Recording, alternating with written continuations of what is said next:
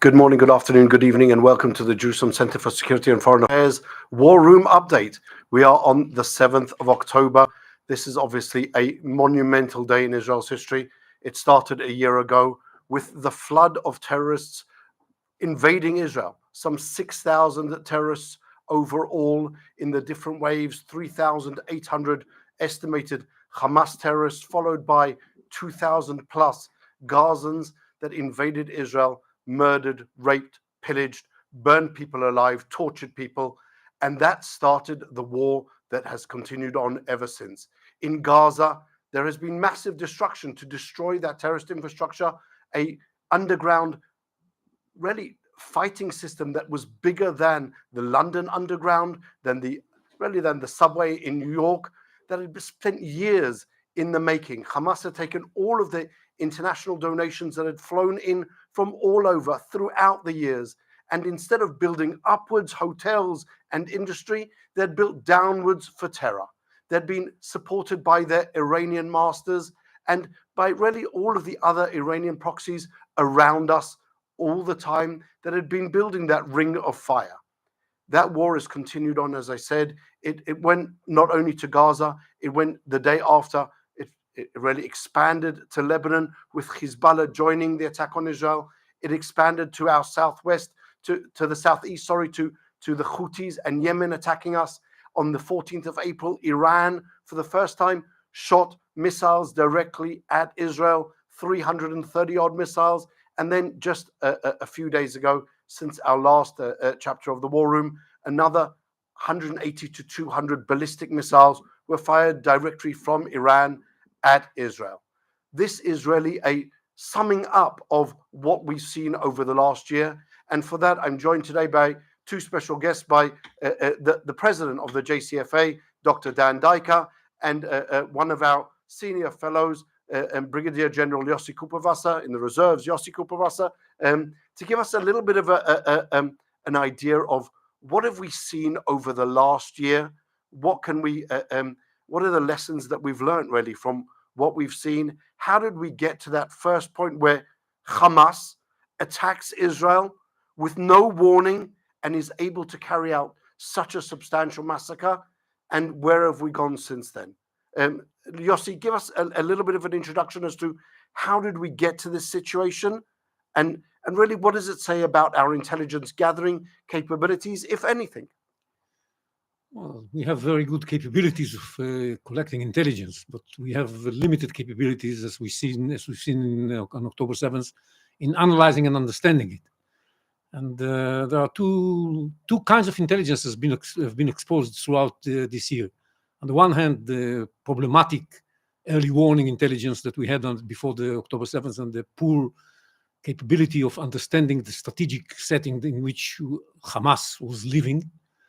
And on the other hand, the unbelievable capabilities of Israeli intelligence when it comes to supporting operations and carrying out operations, because we end this year when the tables are turned because of this, amongst other things, because of these capabilities of the Israeli intelligence. Because now that the Israeli intelligence shows its strength, the enemy is suffering. And whereas we started with the ring of fire that the Iranians have built around us, threatening to strangle us and to attack us from all these places that you mentioned, and it was the feeling that doomsday is coming for some. Now we managed to show our secret weapon, which is the resilience of the Israeli people, the Jewish people, and the ability to withstand such existential threats and to come out victorious. And that's what led us to turning the tables. We defeated Hamas in Gaza to the point that they have limited capability to fight. We have decided not to finally kill all of the Hamas terrorists for reasons that are beyond my understanding, but we have delayed that for a while. And we showed that whereas many people thought that Hezbollah is such a threat that we should not fight against Hezbollah because who knows what's going to happen to us, we fought against Hezbollah and we managed to cause severe damage to Hezbollah. We deprived it from its capability to launch ground offensive against Israel with our ground offensive inside Lebanon. We hurt many of its long-range missiles and other capabilities to launch terror attacks from ballistic missiles towards Israel and rockets. And most of all, we inflicted a very heavy damage on its leadership, being that Nasrallah himself and many people underneath him, that were 4 layers of commanders underneath Nasrallah, were eliminated. So we're talking here about a very harsh damage to Hezbollah. Same with the Houthis, not the same magnitude, but we showed our ability to deal simultaneously with Hezbollah, with Hamas, with the Houthis, and even with Iran.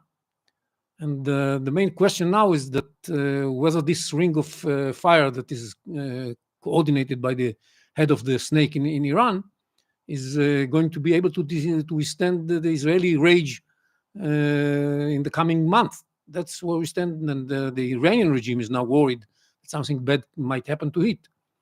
And this is and everybody's anticipating an Israeli retaliation to the last October 1st attack by the Iranians, and everybody realizes it's going to be something dramatic. But it is not coming yet because the Americans are trying to stop Israel from going way beyond what they are ready to swallow at that point of time, because there are elections in the United States and all kinds of things that are used in order to calm us down, so that we shall not do something that would affect the entire region and bring about a wide-scale regional war, which is the most frightening thing in the American mind. So from that, really, Dan, I'd like to ask you, it seems to me, at least from my point of view, that at every step along the way, we've almost been hindered. Whilst we've received unbelievable help, we also seem to have been hindered in seeing the bigger picture by the US administration, holding us back from going into Rafah, holding us back from going into Lebanon, holding us back now from responding to the Iranian attack. It seems like the US administration doesn't really get the Middle East at all. And every time we've been held back and we've managed to break through that barrier, we've proved that what we were told was impossible beforehand was actually possible. In Rafah, we managed to evacuate hundreds of thousands of people and really destroy lots of terrorists. The same with Lebanon, possibly the same in Iran.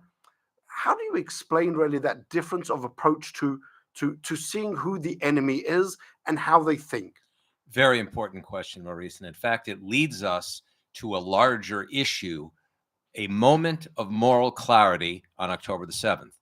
Because what October the 7th reminded us is that black swan events, as the literature has it, 9/11, Pearl Harbor, and October 7th are all black swan events. Events that perhaps should have been seen but weren't seen at the particular moment, and also defines a new level of moral clarity that separates the Israeli understanding of the existential threat that we face from Hamas and its Iranian sponsors, Hezbollah, the Houthis. Israel today is facing a regional war that Israel's not responsible for, as you hear from some circles in the West, the United States, the Western Alliance, Europe.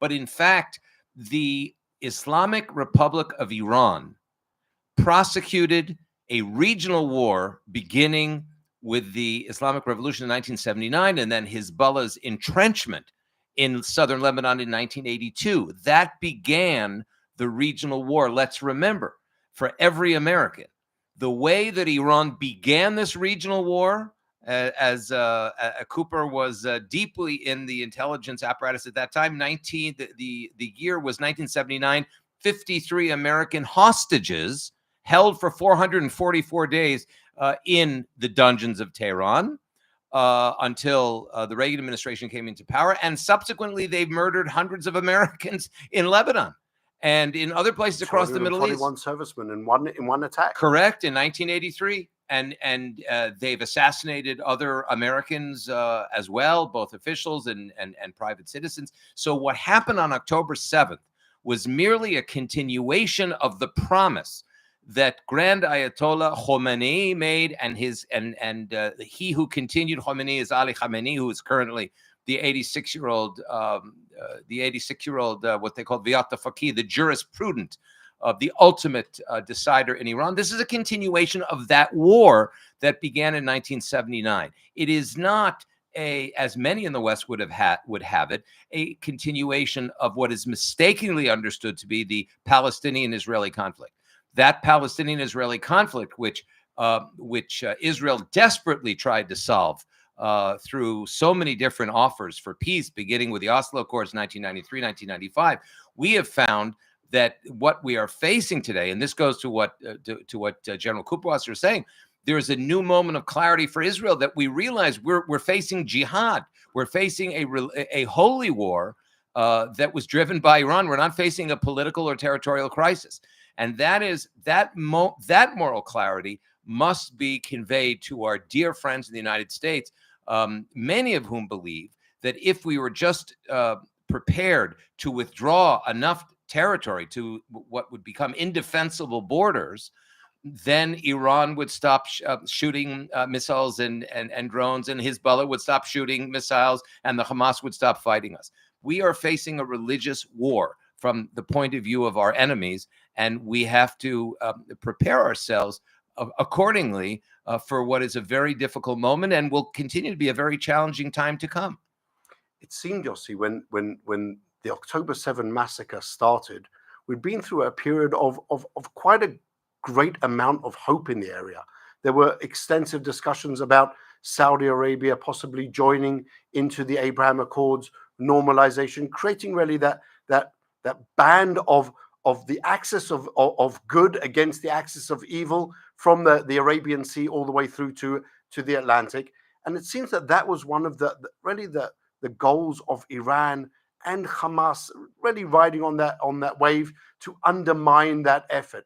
Do you think that there is an opportunity now for really both the Saudis, for the rest of the Arab countries in the region, to identify what was the driving goal, both of the attack itself and the overriding goal of Iran, and put that train of normalization back on its track? Well, I think that what we are seeing now is that anybody who's looking at Israel's successes in holding back against this ring of fire has to understand that it's a good idea to be friends of Israel. And if the Saudis thought so even before the war, now I think that this tickles into their minds even faster. Because, look, Israel faced an unbelievable threat and was able, in spite of the American reluctance to support it in certain areas, to do what was necessary to be done in Rafah, in Lebanon, in so many places. And not only that it did it successfully. And this is something very impressive, I guess, for everybody in the Arab world, including the Saudis. And I think that the reason we don't make progress yet is because of the Americans, who insist on putting into it the Palestinian state as a condition for moving forward. But I have a remedy for that. We can move forward towards integration between us and the Saudis without normal relations. We don't need the normal relations if this is conditioned on killing ourselves with establishing a Palestinian state or paving the road towards a Palestinian state. It's clear that it's a dangerous way to move in. I think that what we've seen in this war is that how deep is the commitment of the Palestinians to not only the Palestinians, the entire Iranian axis, to this narrative of destroying Israel and eliminating it and making it disappear from the earth at all. It's not a war about territory. It's a war about the existence of Israel. This is the common denominator of all these zealots. When it comes to Israel, they want it to disappear. And that's something that we have to deal with. And this allows the combination between, it is a war between the Palestinians and Israel on the one hand, but it turned into a much wider war because they're all under this conviction that Israel has to disappear. And they're ready to sacrifice in order to make Israel disappear. That's the West should understand that the existence of Israel is the major shield they have against those zealots, fanatics Muslims, or Islamists, as they're called. Yeah. And that's something that from time to time you get the feeling that the West understands, but most of the time you get the feeling that they don't. That they just don't want to understand. They don't want to understand clearly it. in front of them. It's amazing. It's amazing. I think on the other hand, just because of that, I think this was not a black swan.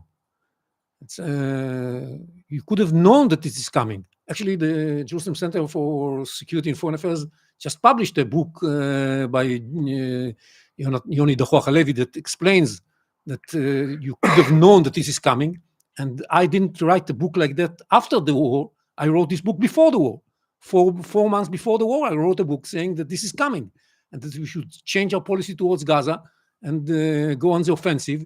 Because if you don't go on the offensive, something much more terrible than what is going to cost us to launch an offensive against Hamas is going to happen to us. Unfortunately, I was totally right. For me, this was no black swan. I saw this coming. And I was not alone. Maybe I was more vocal than others, but I was not alone. I wrote this book together with Tzvi Hauser, the former member of Knesset. So it's something that could have been seen. People just block their eyes from seeing what's happening in front of them.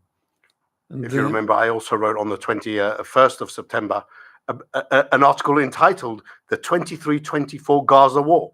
Yeah, it was clear, really, to see that this was coming, and really, that's possibly a question for you, Dan.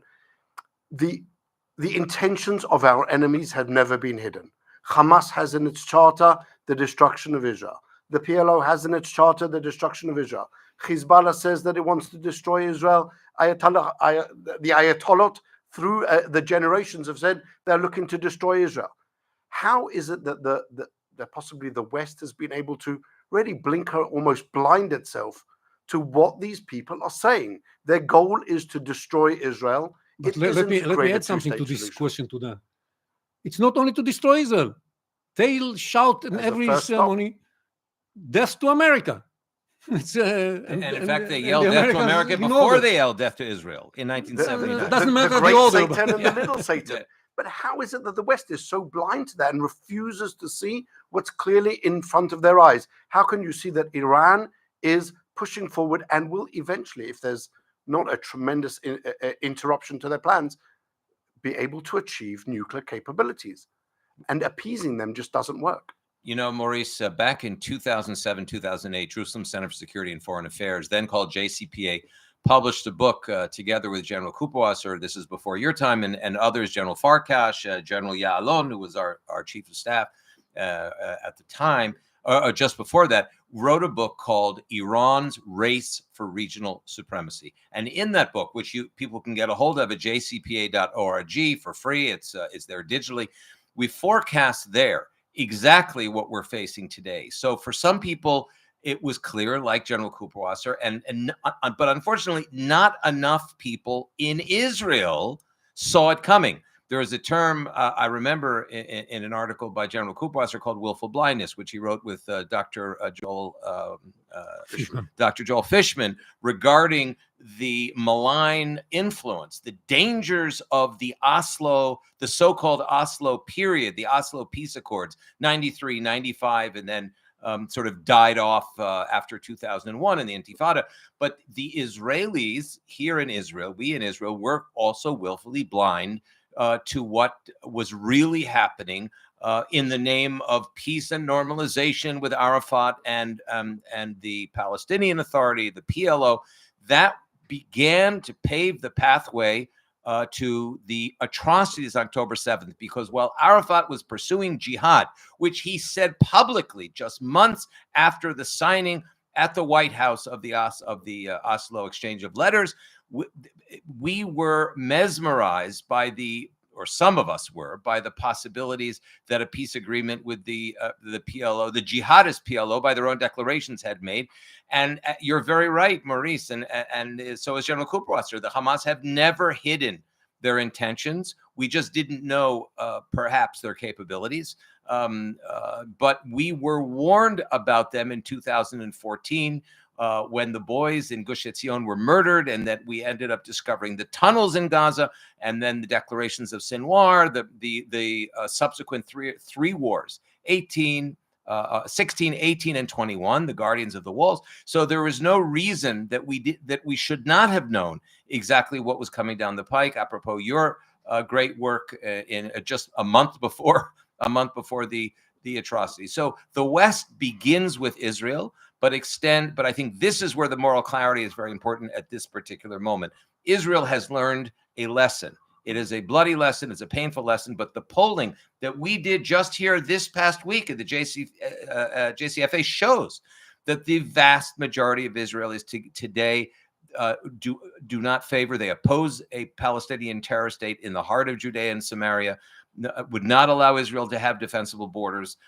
And also 95% of the Israeli public rejects the PA as any kind of guardian of our security or any kind of interlocutor for any future deal. So Israel's learned a lesson. The question is, as you put out in the beginning of this interview question, what's going to happen with the United States? This is and the rest of the Western alliance. This is something that we have to work on very carefully to explain to our American friends, to our European friends, that the reality is different than that which they project onto the Middle East. And I think that's the final point. Is the West tends to project its own Western liberal values, Judeo-Christian liberal values on an Arab, Muslim, and growingly radicalized extremist environment in the Middle East. It's simply a different culture that has to be understood for what it says about itself.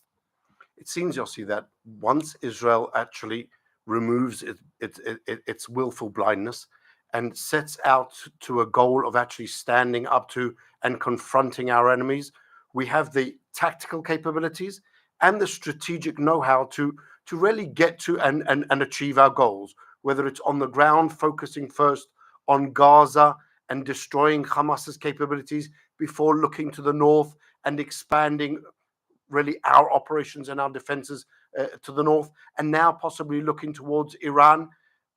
How does that really figure into this idea of where are we going next? Are we going to continue with this idea of standing up for ourselves and confronting our enemies? Or do you see us again really falling back into our old habits of possibly going in Lebanon and re-adopting Resolution 1701, which didn't give any type of security to Israel and just allowed Hezbollah to strengthen itself over the years? Are we going to again allow some type of foreign Palestinian force to take care of and control Gaza? Where do you see that developing over the next interim period, long term, short term, middle term? It's hard to put a date onto exactly when that is because of the dynamic changes.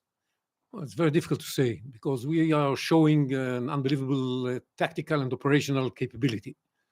We win the war. But when it comes to strategic matters, the situation is much more complicated. In order to have a positive change in the region, these operational achievements are necessary, but are not sufficient. We need to see something that changes in the minds of the people around us, that they are de-radicalized. And this is a process that's going to take a very long time. The more we are successful in the tactical and operational level, it's going to be easier, but it's not guaranteed that this is going to happen anytime soon. And we have to remember the narrative of destroying Israel and struggling against it until its demise is a narrative that comes from the Palestinian Authority or from Abu Mazen, not necessarily only from Hamas and Iran and its followers. Abu Mazen is of the same opinion. He's the one who's paying salaries to the terrorists to carry out terror attacks against Israel.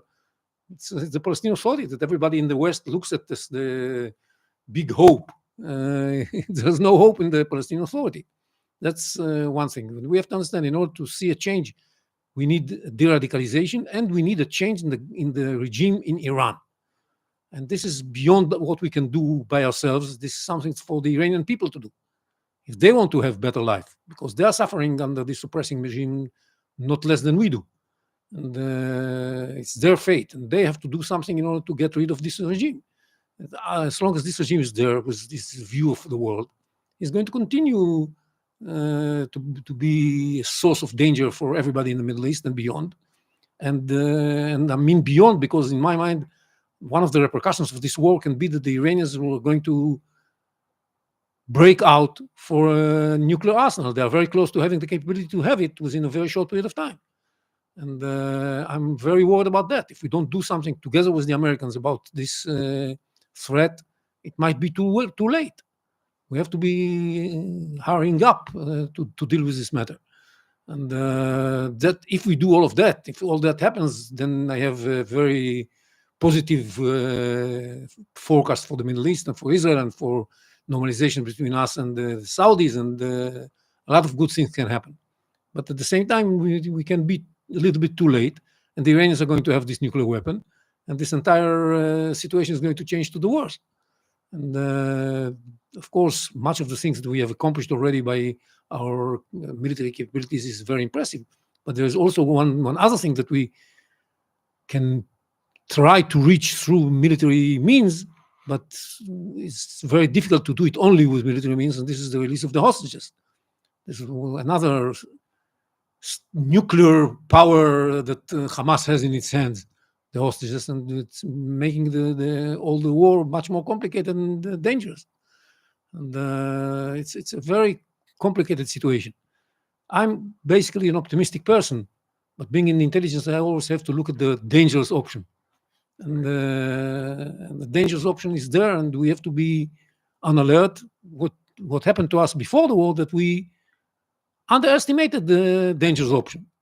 We said, Hamas is deterred. I tell you, when I came with my paper back in May and June 2023 to the decision makers, and I said, look, we have to change our policy towards Gaza. All of them told me, Cooper, don't you know, Hamas is deterred. I said, no, Hamas is not deterred. If you remember, just a week before the massacre, the Israel's government had made a decision to widen even the number of entry permits that were given to the Gazans to come in and work. A greater area for fishing, and that was the mood. We were convinced that what they care about is the well-being of the people of Gaza, that they are deterred and they are unable to carry out an attack. And we were so sure that we cannot make a mistake about it that we didn't even consider looking at the dangerous option. Maybe they are contemplating something.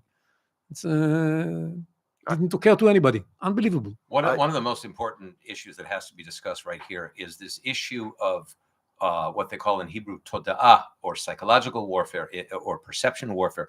It's been a critical part of the Iranian strategy since 1979, and they learned it from the Soviets, funny enough, and from the Palestinian PLO. They were training, the Iranian forces were training with the PLO in the Bekaa Valley in 1977 and 1978. So this notion that, you know, it's a territorial conflict, that operational and tactical moves can solve everything is really far from the truth, because underlying all of this has been a strategic, I would say, a strategic sanction of psychological warfare for decades by the Iranians, by the Hamas, also by the Palestinian Authority. Let's remember, following up what you guys were just saying now, the Hamas led us in Israel to believe that they were deterred because they had moved the responsibility for recent terror actions onto the Palestinian Islamic Jihad. They had convinced us that the real new center of terrorist activity was in Judea and Samaria, which you remember the Lions, they had this cell called the Lion's Den and other Iranian cells in Judea and Samaria, otherwise known as the former West Bank of Jordan. And so the intelligence and the military attention, except probably for General Kuperwasser and a few others, were on Judea and Samaria, and this is exactly what Hamas wanted us to think. So there was really a pivot or a tuck, away from what was really happening, which was to plan for D-Day, no less than Normandy's D-Day, but in reverse, by the Hamas. And so that's what we have to. The counteroffensive strategy now must be to engage in information operations and psychological warfare on the level of on the national level, as well as to enhance it, to increase it, intensify it on the level of the IDF. This is an interesting point. I'm not sure that they built the Lion's Den and all of that as efforts to make us focus on something else than Gaza. Their plan was the unity of the fronts. The fronts. They wanted the West Bank to be active as well, and they wanted Lebanon to be active as well, and Houthis and all the surrogates of Iran to operate simultaneously. They took the initiative and started the war in Gaza, but they didn't mean to be left alone, and they were not left alone. That's a big question of whether what happened was to the extent of what they expected or not. They might have expected a little bit more. For example, the Israeli Arabs didn't join in. The West Bank, the people under Palestinian Authority, contributed a little bit here and there, but were not starting another third intifada. Didn't invade en masse any of the settlements. Didn't it? And Hezbollah showed solidarity to some extent, but did not start a war of its own by the Radwan forces that were prepared for that. We see today how well prepared they were. So the expectations of Hamas didn't come true in the magnitude that Hamas was hoping it will happen. And there was a lot of tension in the beginning, if you remember, between Hamas and Hezbollah, because there was a feeling that Hamas was expecting more, and Hamas has to say that, no, we didn't expect any more than what you did. We appreciate what you did, and because they had to. Of course, this was a big mistake by Nasrallah, because he was dragged into the war undecisively, and eventually he paid a very heavy price. He thought he's going to be able to be exempted from paying this price, but in fact he did pay this price even personally. And I don't think that when he started the war, his intervention in the war on October 8th, he believed that it's going to end up with his elimination. Or the elimination of the top leadership of Hezbollah, much of their capabilities. The Beeper attack, taking out some 2,000 of the senior Hezbollah terrorists, mid-level terrorists, mid-level, those who had been given as opposed important to enough to be given important enough to be given a pager, but not important enough to be in the room necessarily. But that's something that we've seen, and really it goes on what you said, Dan. It's the perception warfare. It's the ability of the enemies to persuade the world that this is a different conflict. It's about land. It's not about Israel's existence. And really, I think that the war, the massacre, the entry of Hezbollah, whether they liked it or not, whether they were ready or not, has really exposed that existential threat to Israel to a great extent. I think that the moment of biggest achievement of this war, cognitive warfare that they conducted, so the Iranians and the Palestinians together, was when Gutierrez on the first day of the war said, well, this didn't happen in a vacuum. This explains to you how successful they were in promoting that false narrative. Yes. We're seeing this in the United States and Europe, by the way. Exactly what Cooper is saying is that the massive outbreak of Jew hatred, anti-Semitism, Israel hatred is in fact the new genocidal form of anti-Semitism in a collective sense against sovereign Jews, and it extends to non-sovereign Jews as well and friends of Israel. We haven't seen since the Nazi period this type of intense, massive demonstration, protest on behalf of jihadists. This is not, it could have been said that had some of this violence come out of areas under the control of the Palestinian Authority, you could have made the argument that, well, they're so frustrated that they didn't have a state, that they had no other choice but to break out and engage in this type of mass violence. Well, that's not at all what happened. The state of Gaza, de facto, was the home of Hamastan, as it is called. And in fact, the Hamas were in complete control of this Mediterranean state that had everything, and it had wealth, and it had an increasing economy, and specifically from there, the massacre came, and the protests and demonstrations in favor of those massacres started exactly at the same time. They didn't start when Israel counterattacked in Gaza. They started 2.5, 3 weeks before. So that really shows us that another lesson of October 7th, which is that there is this sort of subterranean anti-Semitism that has been there, that continues to be there, that metastasizes into new forms. And that's something that Israel, as the headquarters, if you will, or the home of the world Jewish community, has to be very wary of, and has to take the narrative back away from the pro-jihadi, pro-Hamas, pro-Hezbollah advocates in America and in Europe. So I'd like to make a particularly outrageous suggestion to you both. I would like to suggest that Hamas has won the war. We have lost. And why do I say that?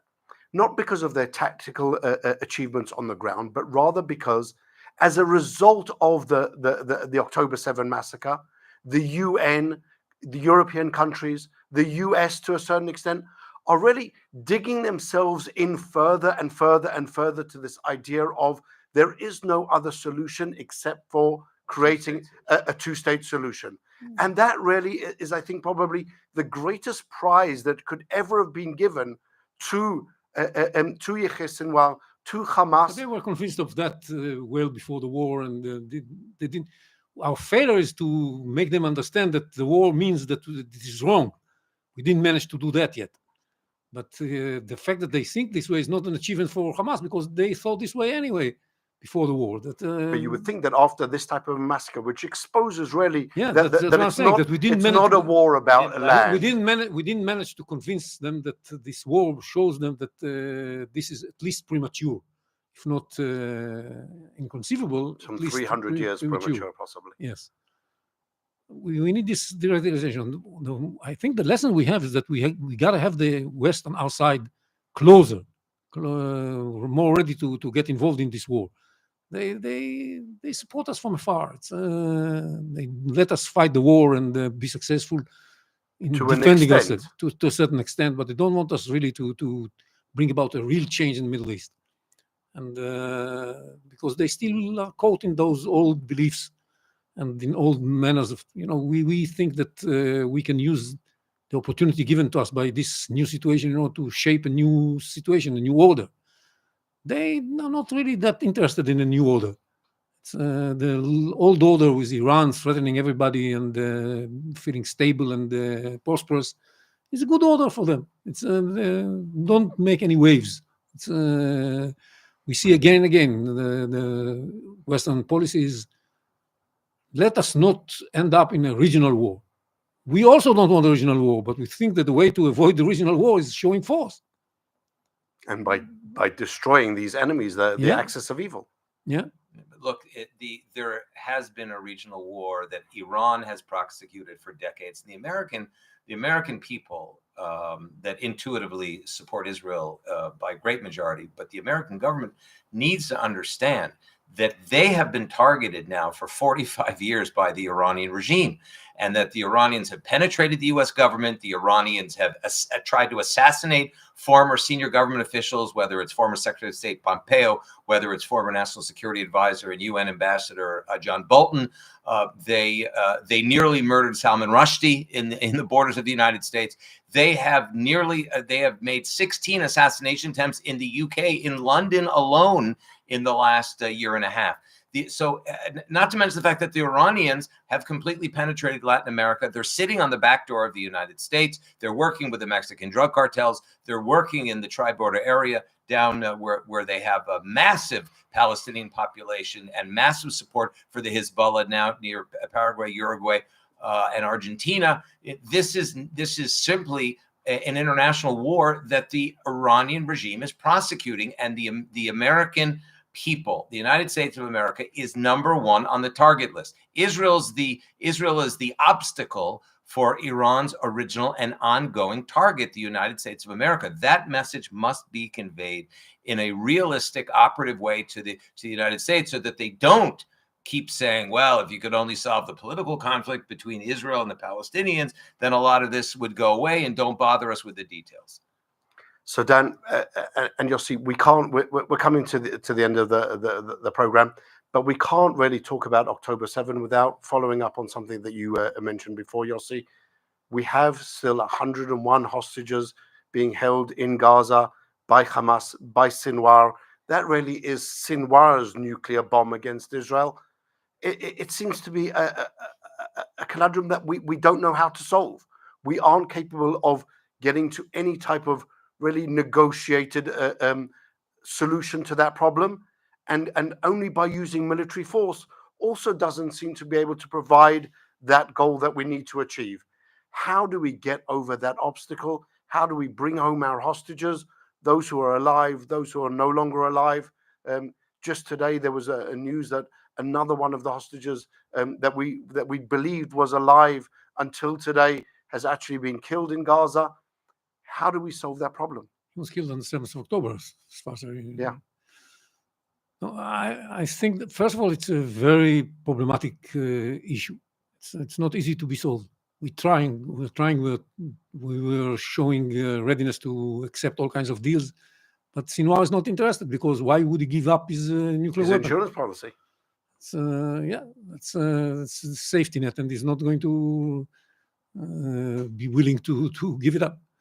So what needs to happen is to keep putting more and more pressure on him, to the point that it's about his survival, his personal survival, or the release of the hostages. And we haven't yet managed to create this situation in Gaza, because of another kind of a bomb, not maybe nuclear, but strategic bomb that he has, that we don't want to rule over Gaza. We are ready to allow Hamas to rule over Gaza for ages, as long as we don't have to rule over Gaza. The alternative of chaos in Gaza, kicking him out and without our rules, without us ruling over Gaza, is not acceptable for anybody. So, and we don't want to rule over Gaza. So we say, let Hamas, the Sinwar, keep the reins of the regime in their hands. And this is not going to lead us to the release of the hostages. And there's a big debate inside Israel about whether we should assume the responsibility for this population in Gaza or not. What the prime minister is pushing, according to reports, is to change the situation and take responsibility. And this might lead Hamas, and especially Sinwar, to the conclusion that, okay, we have to do something in order to guarantee our own survival. And this is the proposal that Gal Hirsch was put on the table. We are going to be ready to allow Sinwar and his supporters to leave Gaza safely if they leave the hostages out in our hands. But this is not moving forward, because we don't put enough pressure on Hamas in order to accept this condition. Now there are signs, initial signs, that we might be reluctantly moving in this direction by this new operation in northern parts of Gaza. But I'm not sure that this is going to be enough. The island program. It's some version of the island program. But I don't see any other trick that can make it happen, because the humanitarian aid keeps coming in. The Americans want to make sure that there's no change in this policy. And as long as the humanitarian aid comes in the size and the variety of stuff that's coming in, Hamas can survive forever. So that's one of the things, Dan, that we discussed here at the JCFA, and was really part of our suggestion of the way forward, that Israel really needs to, as part of that equation, also putting pressure on Hamas to release the hostages, or to bring about the freeing of the hostages, and to ensure that Hamas doesn't control the Gaza Strip, that Israel really does need to take control of the humanitarian aid going into the Gaza Strip. And unfortunately, whether we like it or not, having that initial period where Israel is in charge of the Gaza Strip, albeit for a limited period of time, and does really assume that responsibility in place of Hamas, because as long as Hamas is giving out the humanitarian aid, we'll never see an end. Do you think that that's something that we're going to move towards in the nearer future with the changes that are going on? This has really been, as Cooper said, this has been a major tense discussion within Israel for the last year, because Israel lives to a large extent with the trauma, quote unquote, with the administration, what is mistakenly called the occupation, but the former administration of Judea and Samaria between 1967 and 1994. And the circumstances and situation today are very, very different. Number one, we have states around us that are amenable in the Abraham Accord, which the prime minister called the Emerging Security Abraham Alliance. It's extraordinary to note that under Saudi sanction, the Emirates, Bahrain, Morocco, even Sudan did not publicly or privately exit this new consortium of states. So as General Kuperwasser says, there are possibilities for control on the ground. But having said that, I think there is a way out here. If Israel takes control for a limited time of all the humanitarian aid, there is a softening in the Gazan public, even though some of them took part in these horrendous atrocities. But there is a great and growing anger by the 2 million members of the public of Gaza against Hamas, knowing that they destroyed the Gaza Strip, knowing that they caused, absolute chaos, fauda within Gaza, and that if Israel is seen actively, physically, as well as perceptionally, being the savior, if you will, the provider of humanitarian aid to the Gazan people, we can very well find a lot of intelligence, or deals or buyouts to be made to return or to buy back the 101 hostages. We don't know where Sinwar is. I understand some people think that Sinwar is dead. Some people just don't know where he is. There's a question mark on his face in the general staff. So there are new opportunities and circumstances that we may have to take advantage of in order to have elements of the Gaza public help us get those hostages back. And in fact, some of our Arab neighbors are in the field right now in Gaza. Not many, just tens of them from certain countries, but we understand that others would be happy to participate. So it's absolutely a new world in Gaza and the Middle East. It's not what it was during Israel's administration of the areas of Judea and Samaria where the Palestinian Arabs lived between 1967 and 1994, and they still live, but under their own administration.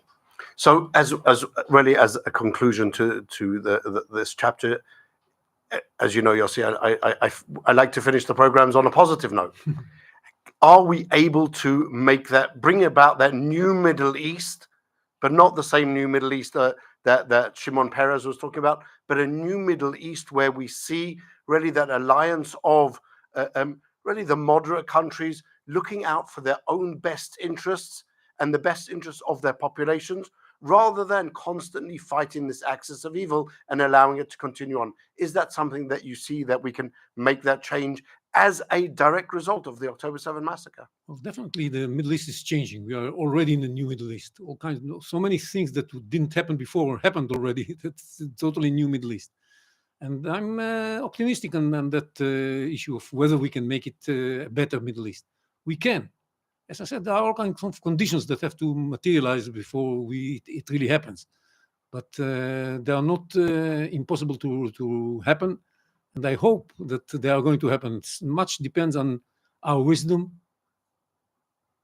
Our commitment is there. We need the wisdom to use it properly. And we need to somehow make the international community, especially the West, understand that it's in their interest to support the making of a new Middle East. Your positive note, Dan? I subscribe to what Cooper says here. We have the possibilities now. We're in a new and very dangerous Middle East with not only obstacles, but with opportunities. And the Saudi relationship with Israel, which is there, it's on the table, it's below radar, it's above radar, and it clearly in the collective mind of the Saudis, led by His Excellency Mohammed bin Salman, does not require the establishment of a Palestinian state. They know very well in the Saudi-sponsored Gulf states that the PLO had been the subversive actor since the 1970s and hurting their own national and economic interests. So we are in a new East. I would subscribe that the Abraham alliance is an alliance that can really secure the Middle East. And I think that Israel's Arab neighbors, many of them, including Jordan and Egypt, even though they've been tough partners, they haven't been consistent neighbors, but the Gulf, yes, realize that Israel is the anchor of their security, stability, and prosperity, and not the obstacle. And I think that if Israel plays its cards right, it can continue to enhance this Abraham alliance pathway. At the same time, this is what we're doing at the JCFA with the help of the people, all of us around this table and others, is engage in the type of perception and strategic influence operations so that our friends in the West understand what they are facing, not only what we're facing, while we embrace our Arab neighbors here in the Middle East. So on October 8th last year, Dan, we started the War Room. Since then, we've had 152 different chapters of the War Room, almost on average about one every 2 days. It started every day. Today's the last, really, for our audience. Today's the last chapter in the series. We've had 90 different really experts coming on and talking about a tremendous range of different subjects, from Iran to how to deal with trauma immediately after the event, and everything in between. We hope that it's been a successful podcast for all of our audience and our followers. We are continuing on with a new program from east to west, and from other podcasts that have been launched in our new surroundings here in the JCFA. There will also be a podcast coming out in Arabic, which, for those of you who follow us, understand Arabic, you can join us there as well. And as Dan always says, on the top right-hand side of our webpage, you can join us. You can become partners in the work that we're doing every single day to try and really improve Israel's security, improve our standing throughout the Middle East, and really in the whole world. Click on that donation button and become partners with us. And really thank you for following us so loyally all the way through the year. We hope to see you continuing on with us in the future as well. And for all kinds of opportunities beyond clicking on the donation button, you can email us at Maurice, MAURICE at jcpa.org. Or Diker, Diker at jcpa.org. We will take your emails directly and consider all kinds of partnership opportunities. For us, we're looking to change the perception of Israel and the Jewish people from the Middle East to the West. And if we speak or write personally, you'll see that the evidence is there. Millions of views, hundreds of thousands of engagements. I think we're making great progress. We owe you a great debt of thanks, Maurice Hirsch, for hosting and thinking, strategizing on most of these wonderful War Room updates and that have reached millions of people. And I hope we will continue. And also General Kuperwasser who's led for years and years and years all of our developments in the Middle East initiative. Terribly grateful to both of you. And please, we invite all of our viewers to join us at jcpa.org and to be part of this journey as we move forward for the state of Israel in the Middle East and the Jewish people. And in the meantime, thank you very much. And Shana Tova, have a great, happy new year, and may it definitely be better than the year that's passed. Thank you very much, everyone. Thank you. Thank you, General Cooper.